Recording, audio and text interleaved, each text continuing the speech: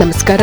Jeeni news ವೀಕ್ಷಕರಿಗೆ ಸ್ವಾಗತ. ಐಶ್ವರ್ಯ ಗೌಡ ವಂಚನೆ ಪ್ರಕರಣಕ್ಕೆ ಸಂಬಂಧಿಸಿದಂತೆ ಜಾರಿ ನಿರ್ದೇಶನಾಲಯ ಸಮನ್ಸ್ ಜಾರಿ ಮಾಡಿರುವುದು ನಿಜ. ಅದರಂತೆ ಜೂನ್ 23ರಂದು ವಿಚಾರಣೆಗೆ ಹಾಜರಾಗುತ್ತೇನೆ ಎಂದು ಮಾಜಿ ಸಂಸದ ಡಿಕೆ ಸುರೇಶ್ ಮಂಗಳವಾರ ತಿಳಿಸಿದ್ದಾರೆ. ಡಿಕೆ ಸುರೇಶ್ ಅವರ ನಿವಾಸಕ್ಕೆ ಮಂಗಳವಾರ ಮಧ್ಯಾಹ್ನ ಅಧಿಕಾರಿಗಳು ತೆರಳಿದ್ದರು. ಆದರೆ ಆಗ ಸುರೇಶ್ ಅವರು ಮನೆಯಲ್ಲಿ ಇರಲಿಲ್ಲ. ನಂತರ ಕೆಲವೇ ನಿಮಿಷಗಳಲ್ಲಿ ಡಿಕೆ ಸುರೇಶ್ ಅವರು ಮನೆಗೆ ವಾಪಸ್ಸಾದರು.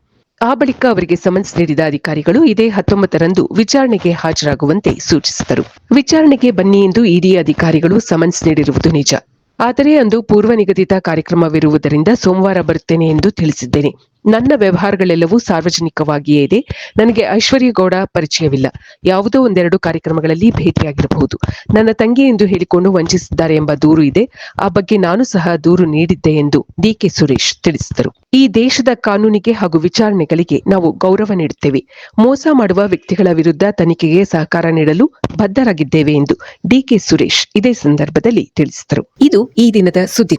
ನಿರಂತರ ಸುದ್ದಿಗಳಿಗಾಗಿ ವೀಕ್ಷಿಸುತ್ತಿರಿ ಜೀನಿ ನ್ಯೂಸ್. ನಮಸ್ಕಾರ.